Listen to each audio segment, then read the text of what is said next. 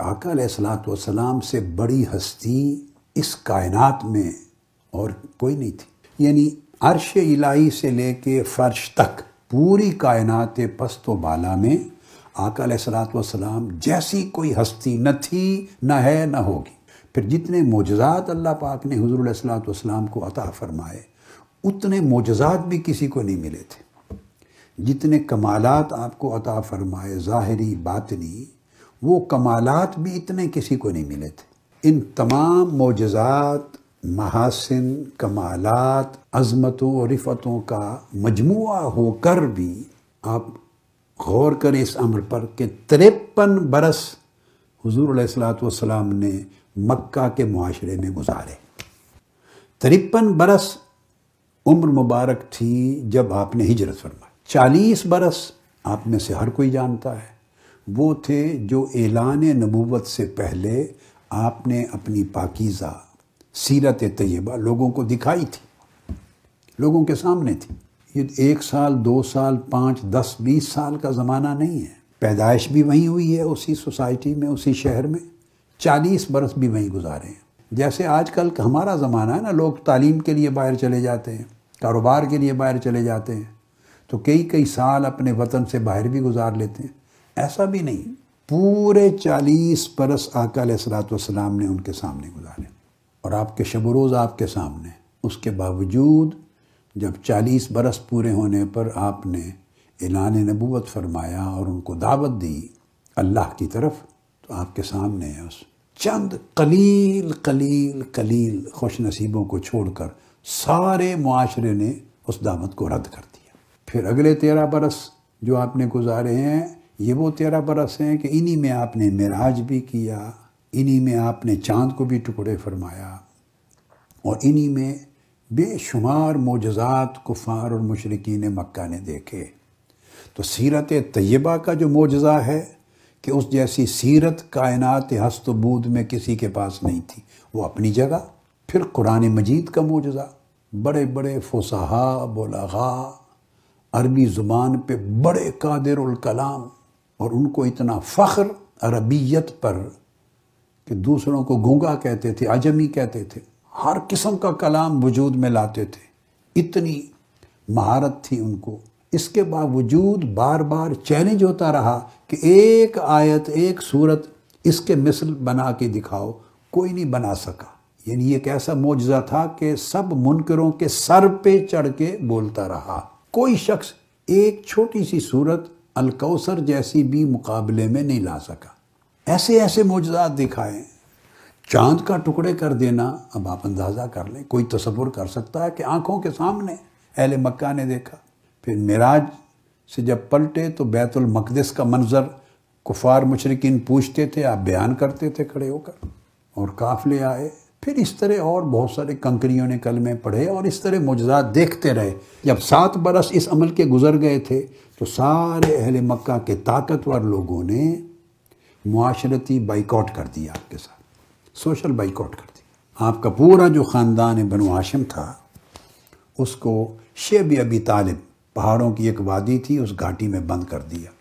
3 سال تک آپ کے ساتھ پورے مکہ کا سوشل بائیکاٹ رہا، اور ایک معاہدہ سا لکھا، ساروں نے سائن کر کے کعبۃ اللہ میں لٹکا دیا. 3 سال کے بعد اس معاہدے کو دیمک کھا گئی. آقا علیہ السلام نے اندر سے خبر دی کہ معاہدہ کھول کے دیکھو، اس کو دیمک کھا گئی ہے، اور جہاں میرے اللہ کا نام ہے یا میرا نام ہے اس کو نہیں کھایا ہوگا. پھر سارا شہر مکہ جمع کیا. قریشی سردار وہ مانتے نہیں تھے، انہوں نے کھولا اس کو، اندر سے دیکھا تو سارے معاہدے کی عبارت کو دیمک کھا گئی تھی سوائے اللہ اور اللہ کے رسول کے نام کے. تو ایسی چیزیں وہ ہر روز اپنی آنکھوں سے دیکھتے تھے. کوئی اور تو نہیں دکھا سکتا نا ایسی چیزیں. اللہ کا ہر نبی بھی ایسی چیزیں ہر روز اتنی کثرت سے نہیں دکھاتا رہا. یہ شان آقا علیہ السلام کو عطا ہوئی.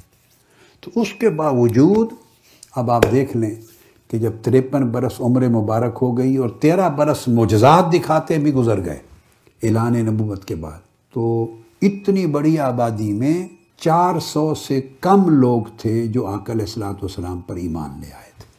یہ جو میں نے اب تک جتنی گفتگو کی، میں ایک خاص نقطے پر فوکس کرنا چاہتا ہوں اور آپ کی توجہ ایک خاص نقطے پر چاہتا ہوں کہ مرکوز ہو.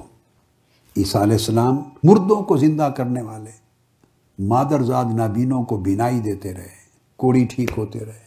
مگر دیکھیو کرسچنز کی جو ٹریڈیشن اور ہسٹری ہے ان کے مطابق تو انہوں نے پھانسی دے دی ان کو، قرآن نے نو کر دیا کہ غلط ہے یہ الزام۔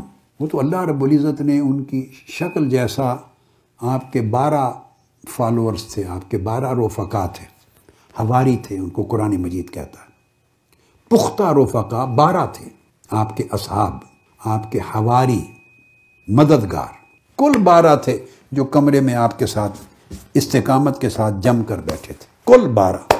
یعنی سوسائٹی نے کو 50 اپنی آنکھوں سے 50 مردے زندہ ہوتے ہوئے جس سوسائٹی نے دیکھے ہوں، تو پھر بھی اس میں 12 بندے صرف آپ کے حواری بنے۔ ذرا آپ اس سے گیس کریں انسانیت کی نفسیات کا، بتانا میں یہ چاہتا ہوں۔ کیوں کہ جو بیلنس آف پاور ہوتا ہے، سماجی طاقت، معاشی طاقت، سیاسی طاقت، بولیے کتنی طاقتیں؟ سیاسی طاقت، اقتصادی طاقت اور سماجی طاقت، اور اس کے ساتھ مذہبی طاقت ایڈ کر لیں مختلف شکلوں میں۔ یہ 4 طاقتوں کے سرچشمے ہیں۔ کتنے سرچشمے؟ سیاسی طاقت ایک سرچشمہ ہے، حکمران جس شکل میں بھی ہو حکومت۔ پھر اقتصادی اور معاشی طاقت ہے، اس میں مالدار لوگ جن کے پاس کاروبار، تجارت، پرانے زمانے کا نظام ہو یا آج کا ہو، وہ طبقہ، ان کے پاس پیسے کی طاقت ہوتی ہے۔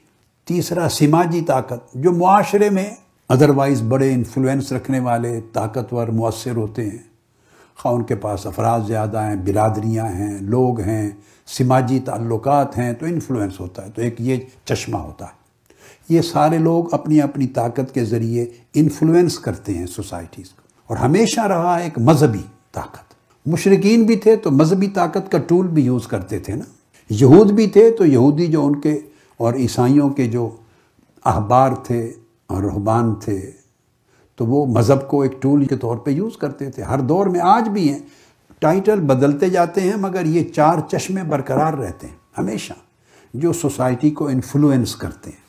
اور یاد رکھ لیں، جب بھی کوئی اصلاح کی آواز اٹھتی ہے، اصلاح کی، وہ تجدید اور اصلاح کی جب آواز اٹھتی ہے، ایک کاوش ہوتی ہے، تو اس وقت اس سوسائٹی میں موجود طاقت کے 4 سر چشمے اس کے خلاف ہوتے، اس کے موافق نہیں ہوتے۔ سب سے پہلے نئی ویڈیوز کو حاصل کرنے کے لیے شیخ الاسلام ڈاکٹر محمد طاہر القادری کے آفیشیل یوٹیوب چینل کو سبسکرائب کریں اور بیل آئیکن کلک کریں۔